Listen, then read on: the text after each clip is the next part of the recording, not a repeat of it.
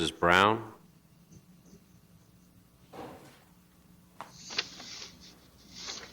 I don't know. We're going to find out if I can pronounce it correctly or not.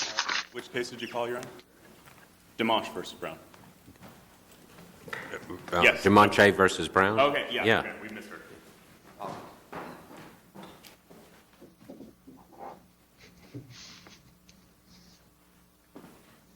you Mr. Burns? I am, yes. Okay, thank you.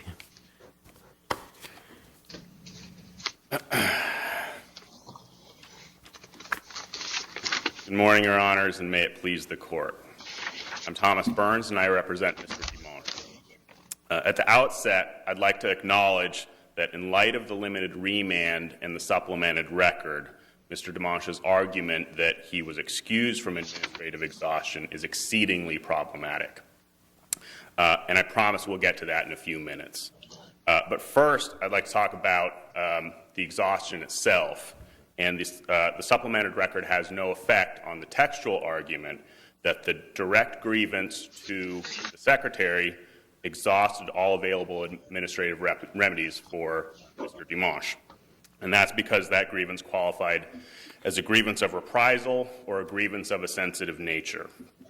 The primary purpose of administrative exhaustion is to give prisoners a way of attempting to improve prison conditions without having to file a lawsuit, to improve the quality of those prisoner suits that are eventually filed, and to create an administrative record that is helpful to the court, whether or not that record is helpful or good or bad for prison officials. I don't doubt that he alleged reprisal. I don't doubt that he alleged reprisal, okay? And he could then bypass the informal stage of the grievance process and file but it seems to me he would file a grievance at the institutional level with the warden. Isn't that right? Not with the Secretary. Then that's the reason it's kicked back to him. No, my understanding is that gets filed with the Secretary. And is that because he made allegations against the warden himself? Yes, he had grievances against a series of people, including. I didn't think he had a grievance against the warden. Am I wrong about that? He did say, well. He says that the warden was involved in the gassing. Does it say that he had prior grievances against the warden? Yeah, I'm not sure if it says that in the grievance or in the complaint.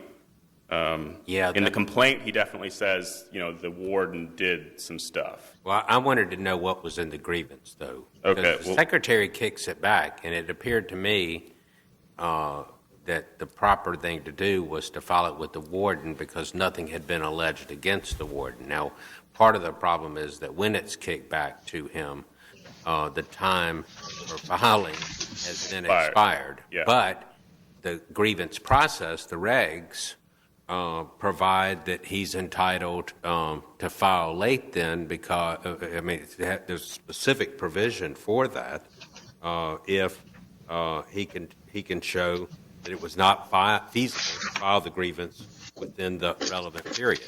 But he didn't try to do that.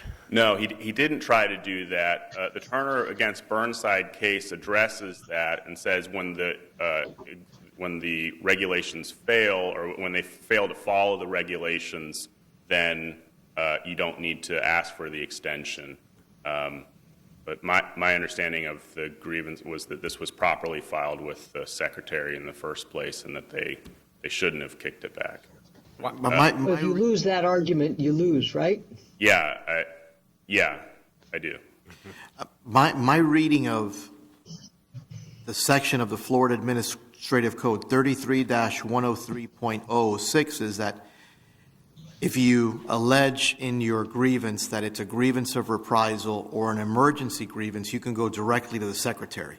Yeah. Regardless of whether or not the warden is involved or not involved. Yes. Right, and that's what you say your client did. Yes, right. See, I think the rest of it goes to the merits of whether he wins the grievance or doesn't win the grievance. whether the warden was involved, how deep the allegations went, whether or not there was doubt about the integrity of the system.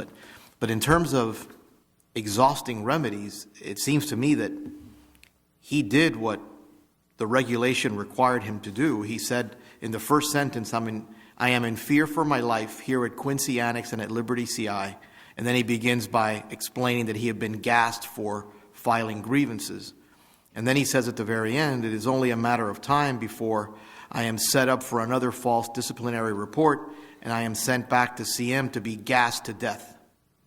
It seems to me that that alleges both an emergency and retaliation for a grievance. I don't know what else that regulation required him to do. We're on the same page then, and that's... May I ask a question about that?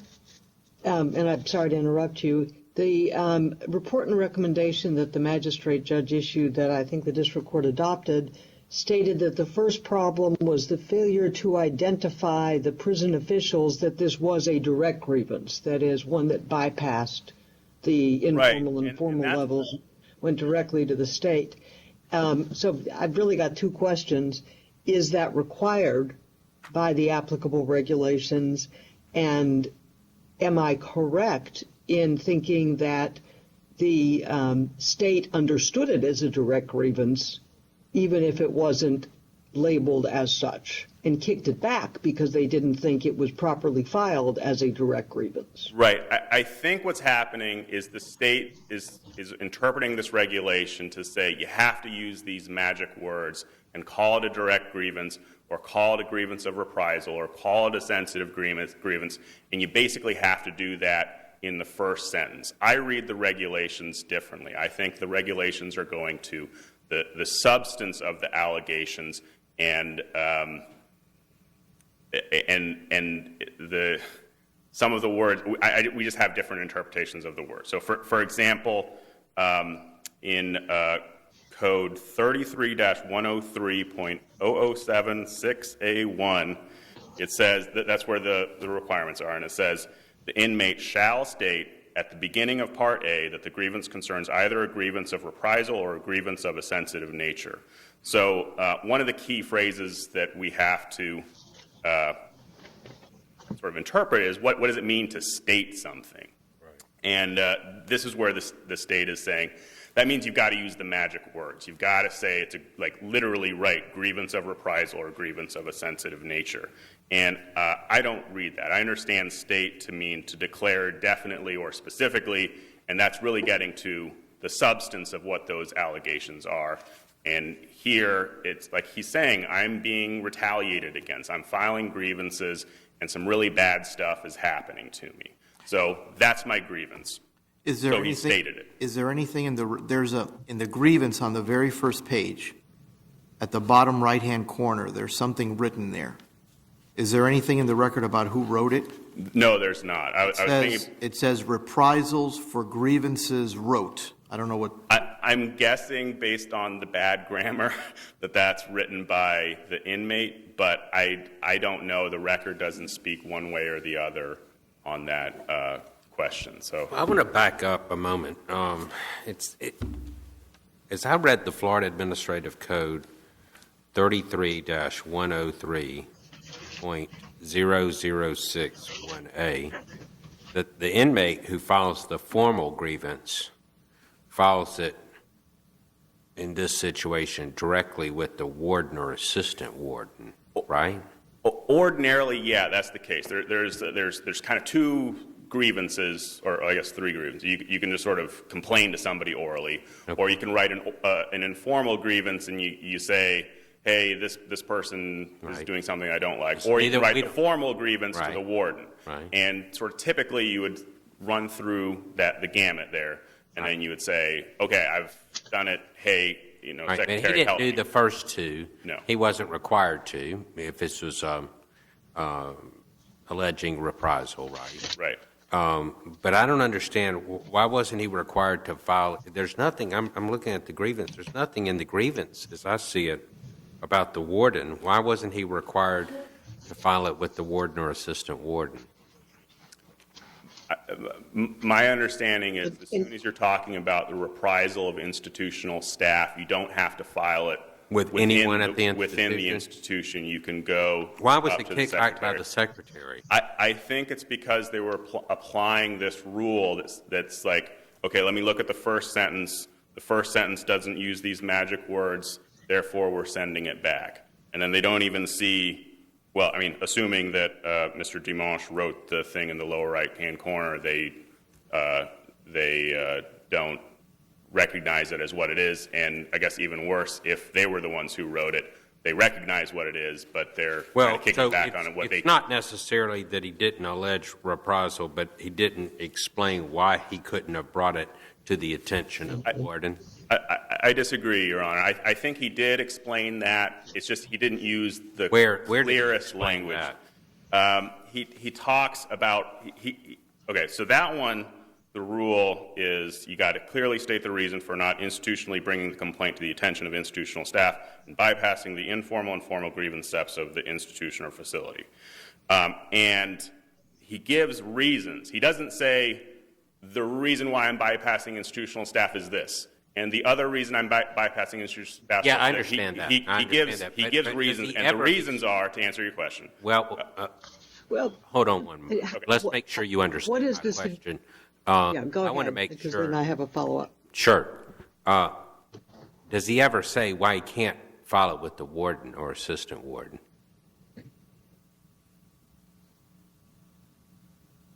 That seemed to me to be the problem.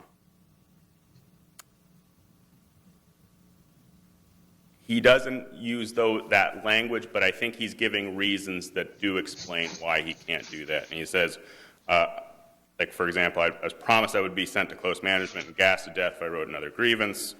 And He does, but he doesn't allege Okay, I that the see. warden is in any way involved in that. And He he does not does tell us allege the in his amended complaint, allege in the amended complaint that a person he identifies by name and title as the acting warden, Colonel Jerry Brown, was the one who directed prison guards to gas him in retaliation for grievances he had previously filed. He does not, in the grievance itself, however, right, ever refer to any involvement by the acting warden. right, and that. It- I'm sorry. I get excited at oral argument and I talk over. I'm sorry.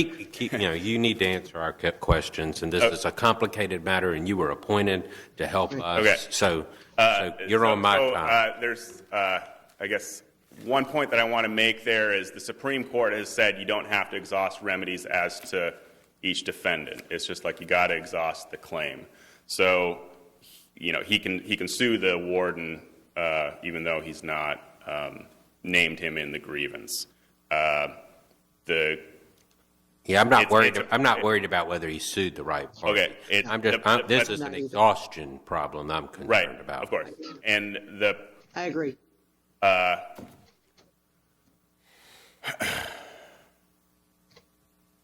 he definitely did not state a reason why he couldn't say it with the warden. ward. Right. He does say I'm being reprised against by institutional staff. Right. Maybe you could draw an inference that means other people are involved, but he's not stated. Okay. Judge Rosenthal, do you have any other question? I have a question for the other side, and Okay. Perhaps on rebuttal you'll have an opportunity did you to wanna address get- it if you've there are some reserved any problems. time. I'm terrible at that. I'm so sorry, Judge Rosenthal. No problem.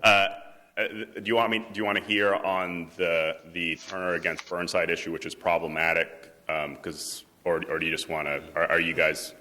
I think we've heard what we need to hear, and let's hear from the secretary. Okay, thank you.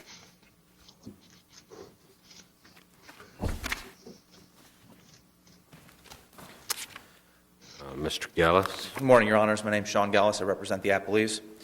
The primary issue on this appeal is whether or not the grievance that was sent to the Secretary constituted a direct grievance of reprisal, and it did not because... Well, I think you're going to have a hard time on that one today.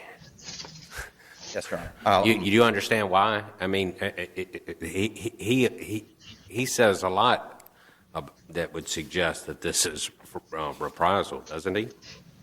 Yes, Your Honor, he may have. However, this court has held that the PLRA mandates strict exhaustion, which says that he must follow the rules as they are written. I was gassed in confinement for grievances that I wrote. And that's the second sentence. Isn't that in the beginning? Yes, Your Honor, it isn't. And may I ask, In the very beginning, the first sentence is, I'm in fear for my life here at Quincy Annex. I mean, you read those first two sentences, that gets right to it, doesn't it? This is a grievance for reprisal. Yes, Your Honor, but he did not. and may I ask a follow-up question on that? Following up what we were talking about with your opposing counsel, we've been sort of going back and forth about whether there was justification for bypassing the warden, the acting warden in this case.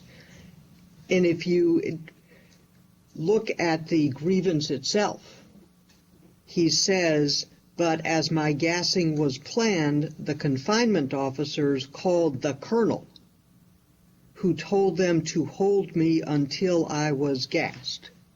The colonel appears to refer to, the only colonel I see anywhere in sight is the Colonel Jerry Brown, who was the acting warden.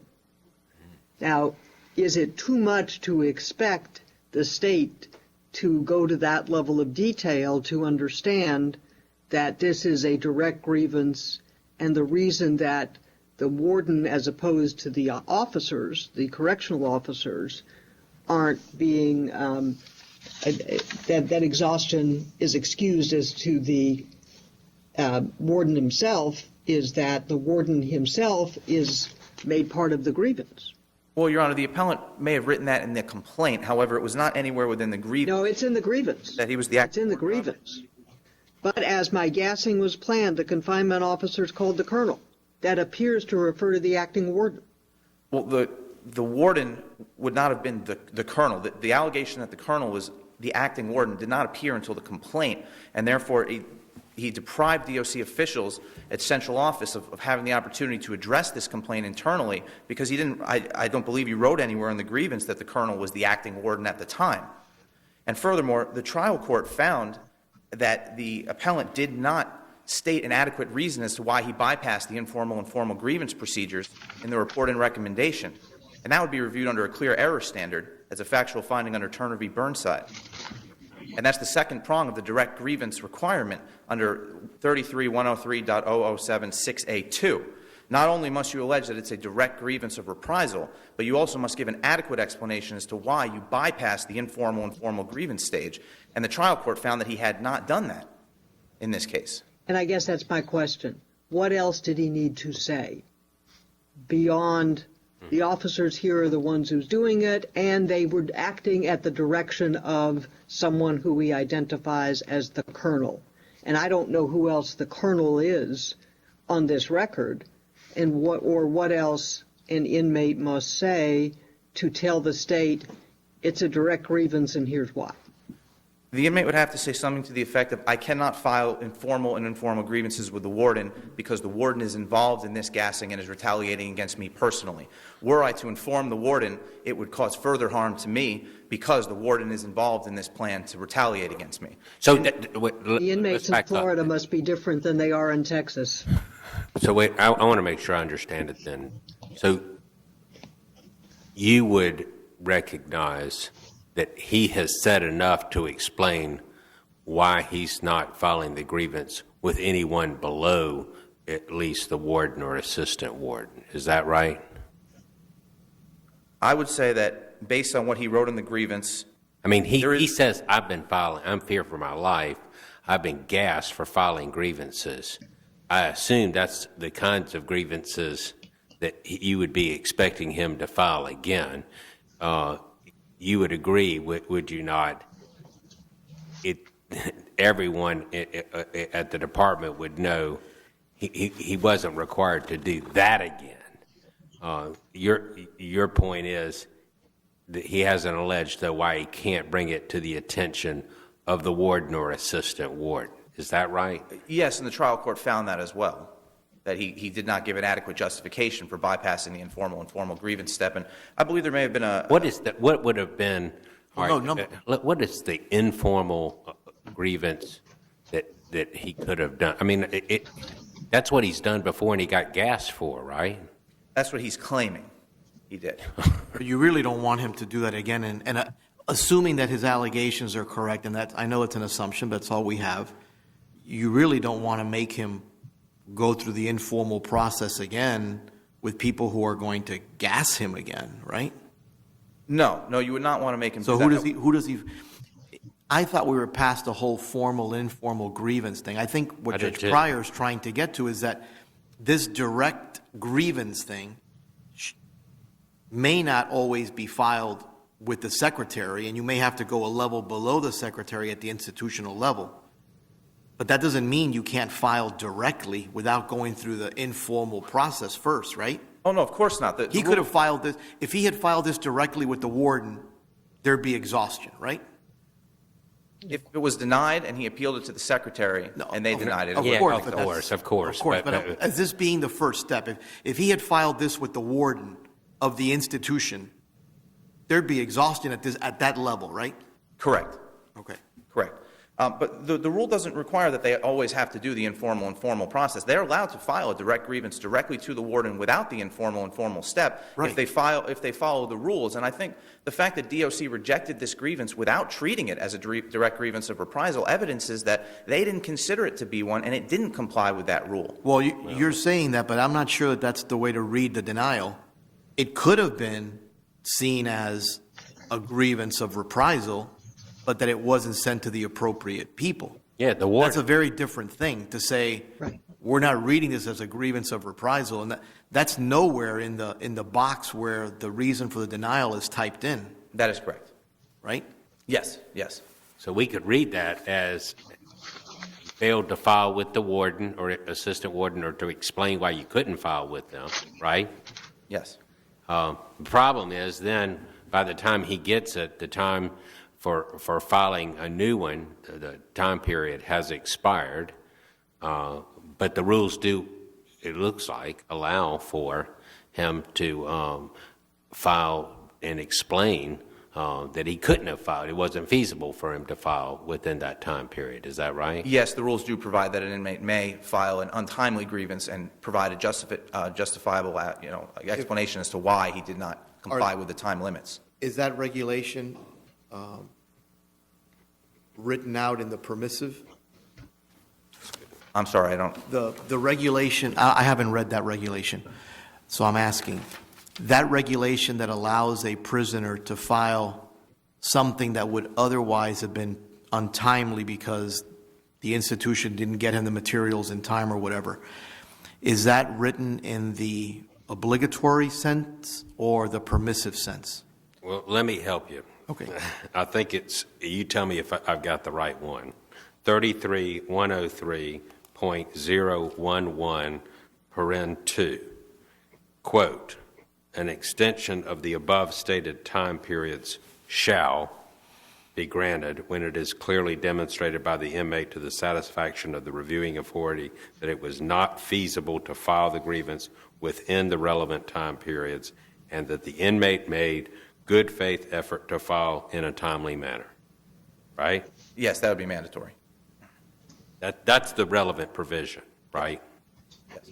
Okay, just wanted to make sure. Yeah, no, thank you. I had not read that provision, so. I would also like to bring up, Your Honors, upon de novo review, there's an independent ground that this court could find that this grievance was subject to being returned without further action and not on the merits. The writing on the bottom right-hand corner that appellant addressed, the reprisal for grievances wrote, is outside the box provided for an inmate to write his grievance. If this court were to construe that as part of the complaint, there is a regulation that states that alone, writing your complaint or a part of it outside the lines of that box is an independent ground. We don't know that he wrote that. It doesn't look like his handwriting.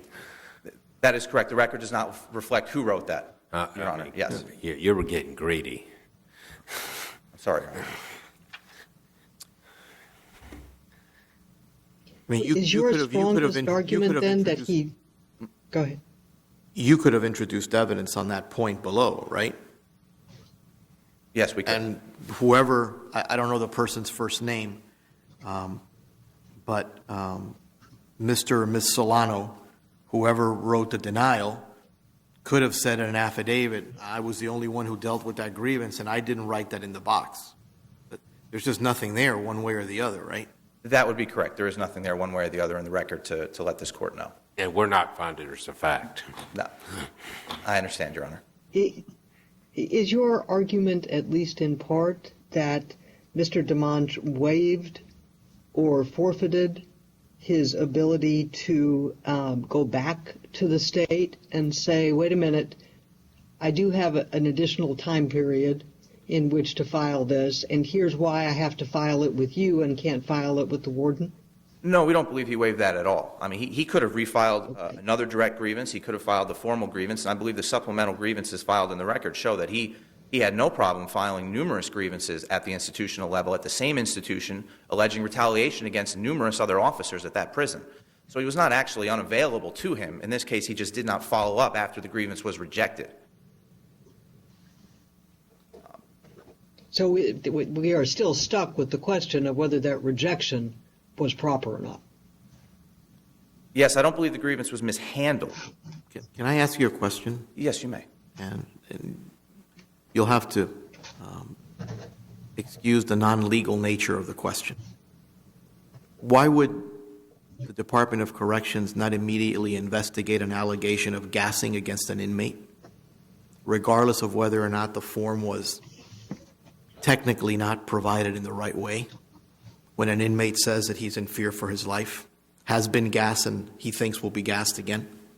Well, Your Honor, I don't want to testify necessarily. However, my understanding is that the Florida Department of Corrections is a very large institution. They receive thousands of grievances at central office a month alleging all sorts of claims by officers. Maybe this should have been sent to the Office of the Inspector General for internal investigation.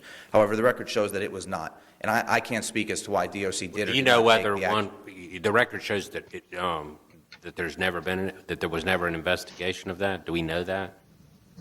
I am not clear as to whether or not the Office of the Inspector General ever did go ahead and investigate these claims, or if the inmate ever Does the submitted. record tell us?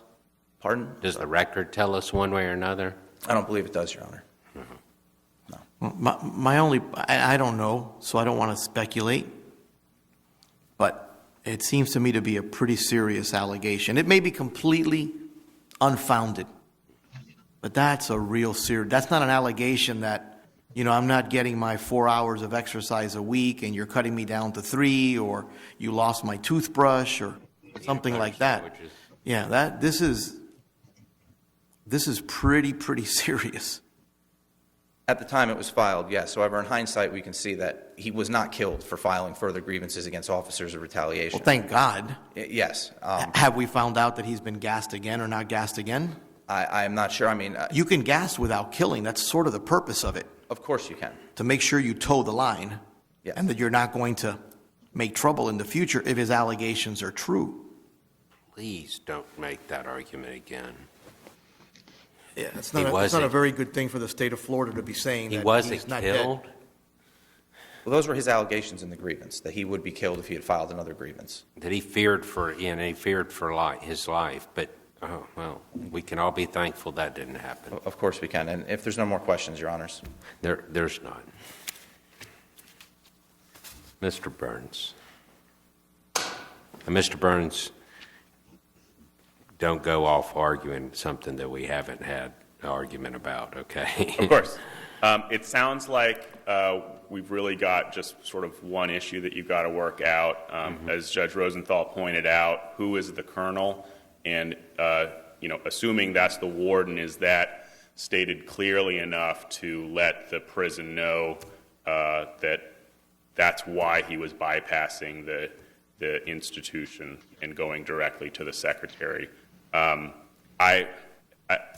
not, I've researched the questions generally, but I haven't researched that question specifically. If it would help the court, I'd be happy to provide Well, a if we short need letter if we brief. need something like that, we can certainly let you know, and we'd let both parties know, and prescribe the time period within which we would need it and the number of pages and all that. I don't know that we need it. I think we've just got to look at this record and look at this code carefully and figure it out, don't you think? Yeah, I agree. Mr. That's all I've got. Okay, well, Mr. Burns, again, I note that you were court-appointed. We really do appreciate your help in accepting the appointment. These kinds of matters, given their nature, are often difficult to sort out, and it's really very, very helpful to us Of course. to have an attorney help us. Thank you. I'm always glad to help, so whenever. Thank you. Thank you.